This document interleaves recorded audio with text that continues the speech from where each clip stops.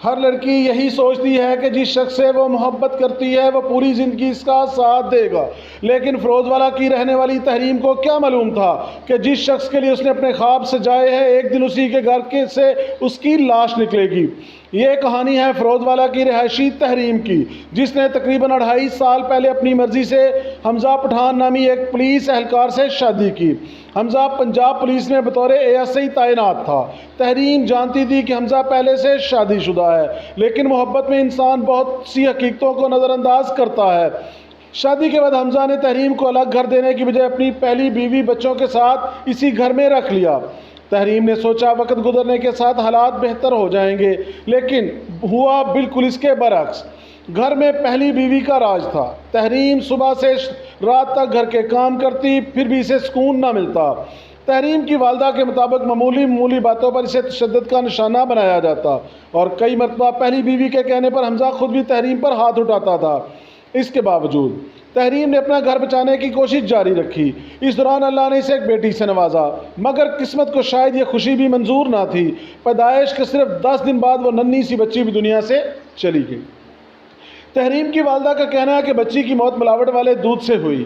یہ صدمہ بھی تازہ ہی تھا کہ تحریم دوبارہ امید سے ہو گئی۔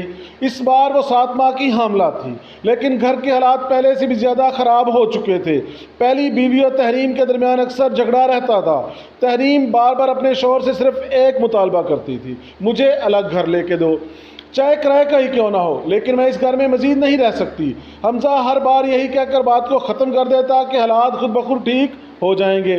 جب جھگڑے حد سے بڑھ جاتے تو تحریم ناراض ہو کر اپنے میکی چلی جاتی۔ وہ کئی ہفتے اپنی والدہ کے گھر رہتی، پھر حمزہ آتا، اسے مناتا، وعدے کرتا، دوبارہ اپنے ساتھ لے جاتا۔ تحریم شاید اپنے آنے والے بچے کی خاطر ہر تکلیف کو برداشت کر رہی تھی، مگر اسے اندازہ ہی نہیں تھا کہ جس گھر کو وہ بچانے کی کوشش کر رہی ہے وہی گھر اس کی زندگی کا آخری گھر ثابت ہوگا۔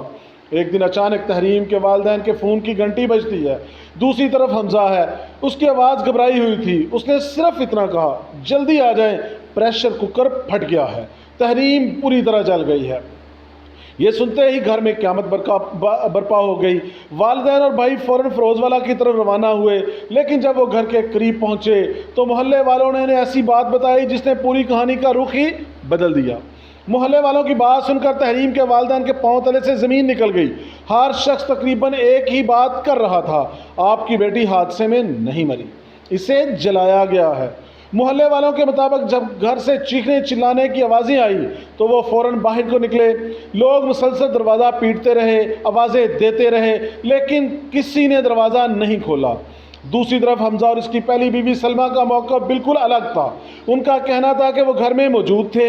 کچن میں اچانک پریشر کوکر پھٹ گیا۔ تحریم آگ کی لپیٹ میں آ گئی اور انہیں اس کی آواز ہی سنائی نہیں دی، اس لیے وہ اسے بروقت بچا نہ سکے۔ یہ وہ بات تھی جس پر تحریم کے والدین کو شروع سے ہی یقین نہیں آیا۔ شدید جلسی ہوئی تحریم کو فوری طور پر ہسپتال منتقل کیا گیا۔ ڈاکٹروں نے اسے بچانے کی پوری کوشش کی، لیکن وہ زندگی کی جنگ ہار گئی۔ اس کے ساتھ اس کے پیٹ میں پلنے والا 7 ماہ کا معصوم بچہ بھی ہمیشہ کے لیے خاموش ہو گیا۔ ایک ہی لمحے میں ایک ماں اور اس کے پیدا ہونے والے پہلے بچے کی زندگی ختم۔ تحریم کی والدہ کا کہنا ہے کہ ان کی بیٹی کافی عرصے سے ذہنی اذیت سے زندگی گزار رہی تھی۔ اس کا اپنے شوہر پہلی بیوی سلمہ کے ساتھ اکثر لڑائی جھگڑا رہتا۔ وجہ صرف ایک تھی: سلمہ تحریم کو اس گھر میں برداشت نہیں کرتی تھی۔ اس لیے تحریم بار بار اپنے شوہر سے کہتی تھی: مجھے الگ گھر لے دو، چاہے کرائے کا ہی کیوں نہ ہو، لیکن میں سلمہ کے ساتھ مزید نہیں رہ سکتی۔ لیکن حمزہ ہر بار اس کا مطالبہ مسترد کرتا۔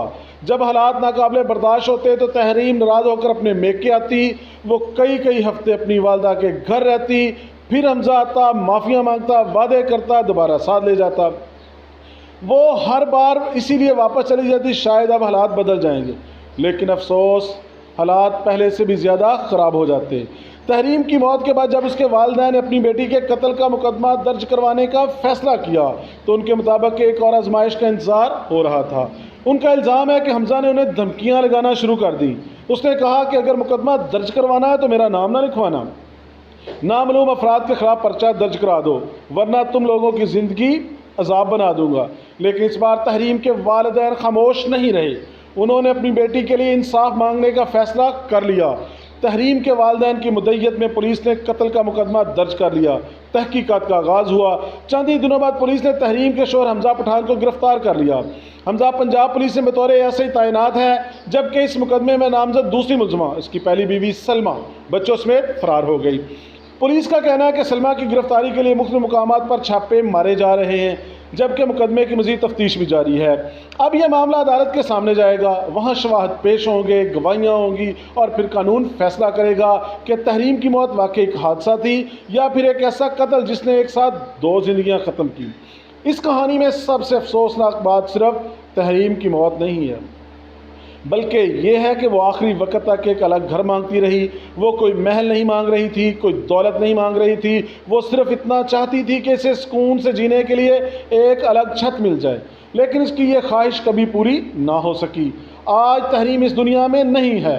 اس کی پہلی بیٹی پہلے ہی دنیا چھوڑ چکی تھی، اور اب اس کے پیٹ میں پلنے والا 7 ماہ کا معصوم بچہ بھی اپنی ماں کے ساتھ ہمیشہ کی نیند سو چکا ہے۔ اگر واقعی یہ قتل ثابت ہوتا ہے تو یہ صرف ایک عورت کا قتل نہیں، بلکہ ایک ماں، ایک پیدا ہونے والے بچے اور ایک پورے خاندان کے خوابوں کا قتل ہے۔ اب فیصلہ عدالت نے کرنا ہے کہ تحریم کو انصاف ملتا ہے یا نہیں، لیکن ایک سوال ہم سب کے لیے بھی ہے۔ اگر ایک عورت بار بار تشدد کی شکایت کرے، بار بار میکے آ جائے اور بار بار صرف ایک ہی الگ گھر مانگے، تو کیا خاندان کو ہر بار صرف صلح کروا کے اسے دوبارہ اسی گھر میں بھیج دینا چاہیے، یا ایسے موقع پر اس کی بات کو سنجیدگی سے لے کر کوئی مضبوط فیصلہ کر گزرنا چاہیے؟ آپ کی نظر میں اس کیس کا اصل ذمہ دار کون ہے؟ حمزہ، اس کی پہلی بیوی سلمہ، یا وہ حالات جنہوں نے ایک محبت کی شادی کو اس انجام تک پہنچایا؟ اپنی رائے کمنٹس میں ضرور لکھیے۔ اگر آپ حقیقی تحقیق پر مبنی کرائم سٹوریز دیکھنا چاہتے ہیں تو پاکستان پلس کو سبسکرائب کرنا نہ بھولیں۔ اللہ تعالیٰ تحریم اور اس کے دونوں بچوں پر اپنی رحمت نازل فرمائے اور ہر مظلوم کو انصاف نصیب فرمائے۔ آمین۔